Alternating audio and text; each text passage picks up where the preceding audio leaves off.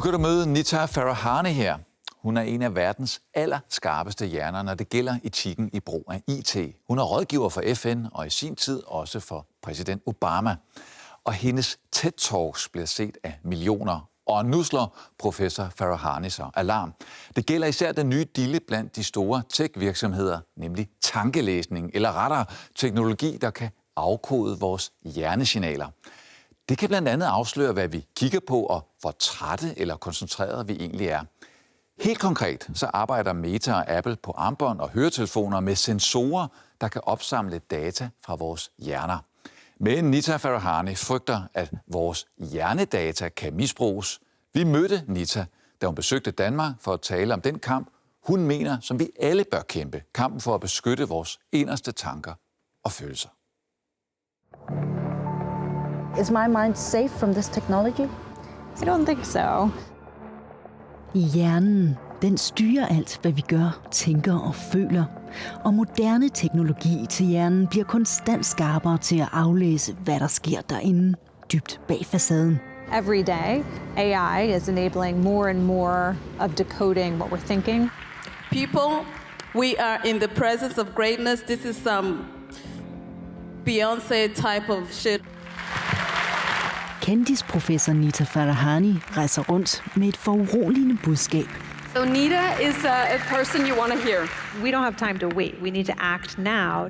I sin bog advarer hun om, at teknologi til hjernen truer med at afsløre, hvad vores hjerne og hjerte er fuld af. So the reason I called it the battle for your brain is because I see it as really the last fight for what it means to be human. The last fight for privacy. Cameras, thank you. Very changing weather right now. I know, right? We have no idea if it's going to pour on us or stay sunny. Vi møder den amerikanske professor Farahany på Fyn til Heartland Festival og en samtale om truslerne ved hjernelæserteknik. Can technology read our minds? In some ways, technology can read our minds. And when I say that, what I mean is how we feel, if we're tired, if our mind is wandering, or we're paying attention, even how we react to information. Sammen skal vi gennemgå dilemmaerne ved nogle af de opfindelser, der allerede nu kan afkode vores hjerner. I've got this for you. Oh, it's a surprise. Oh, fun. I love these. Det første dilemma handler om et par katteører fra japanske Nekomimi. De kan købes frit for alle, og takket være indbyggede hjernesensorer afslører ørerne noget om, hvad vi tænker. So these, I always tease that my audiences, I'm going to make them wear these. If we had one on everyone in the audience, we could see who was paying attention and who was kind of drifting. Yeah. And if the ears are down, you can be like, you, like, pay attention, right? Wake up. Nita Farahany er en, der bliver lyttet til. Hendes TED-talk-foredrag er vist mere end 3 millioner gange. Meta to Microsoft, Snap, and even Apple begin to embed brain sensors in our everyday devices. Og så har hun været FN's ekspertrådgiver om etiske retningslinjer for netop neuroteknologi. Nu sidder hun så her i det fynske og advarer mod teknologien bag de her katteører. What's the downside of this technology? China, for example, factory workers have been required to wear headsets like those, not fun ones with ears, but just sensors that are in their hard hats or in their baseball caps that track if they're paying attention or their mind is wandering, if they're tired, what their emotional levels are, even their response to communist messaging. And so I think it strikes to the most fundamental, basic need of humanity to have a space of private reflection. And that, as funny, as cute as the ears are, reflects us crossing that boundary. Men hvordan fungerer det, tænker du måske? Vi kommer nærmere en forklaring ved at besøge de her forsøgsdyr. Det her det er 22. Ja, så vi er gode venner. Her i Bergs laboratorium forskes der i neurovidenskab. Jeg er ret begejstret, og jeg er også blevet overrasket en del gange altså over, hvad der faktisk er muligt. Jamen, det er en halv rottehjerne, I kan se her. Han og holdet forsøger at løse nogle af hjernens mysterier. For eksempel ved at studere rottehjerner. I laboratoriet her, der prøver vi at undersøge, hvordan hjernen styrer bevægelse, nervesystemet helt generelt. De her koster 10.000 kroner stykket, ja. Så der er bare 50.000 kroner her. Dem kan vi implantere ned i hjernevævet, og så på den måde måle den aktivitet, der er forskellige steder i hjernen, i rotten. Grundforskning som den her foregår verden over, og kortlægning af hjernen baner blandt andet vej for moderne hjerneteknologi.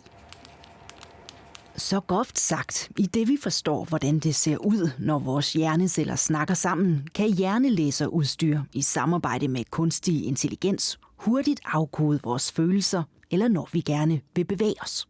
Så opfanger computeren det, eller den fortolker det data, og laver det om til kommandoer til en robotarm for eksempel, eller at styre en computer, eller den slags ting.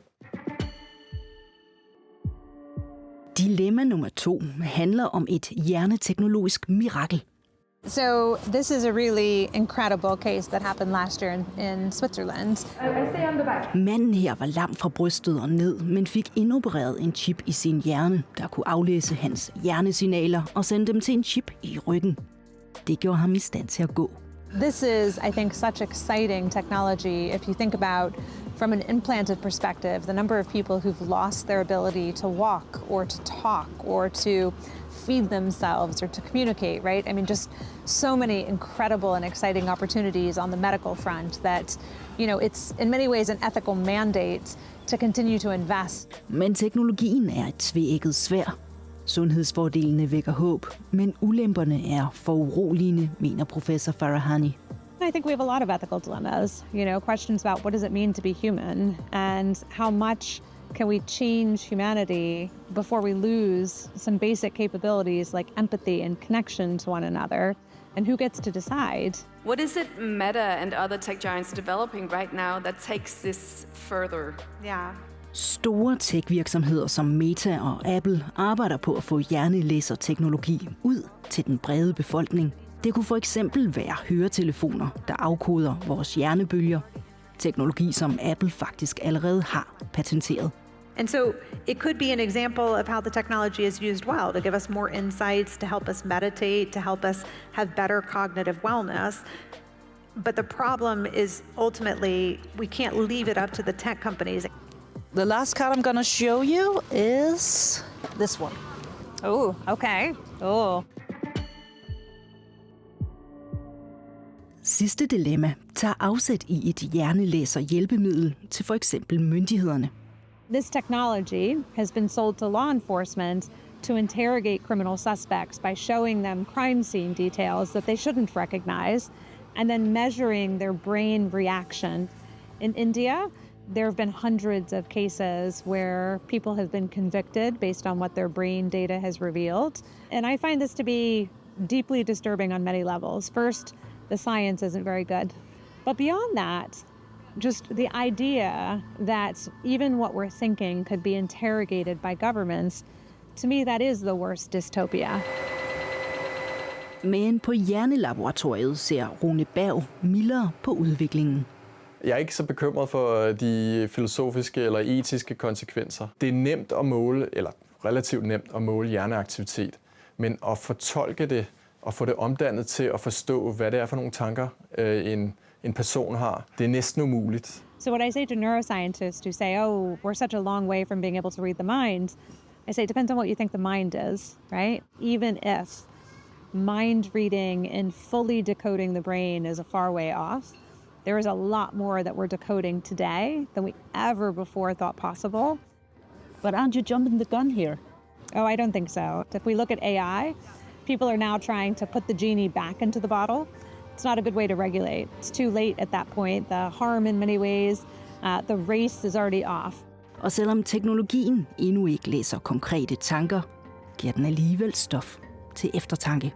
So I think the people of Denmark, the people of every country, their brains are at risk unless we make the right choices to put into place safeguards for the people. Nogle få steder er man begyndt at lovgive om neuroteknologi. Colorado blev i år den første amerikanske stat, der beskytter forbrugernes hjernedata ved lov.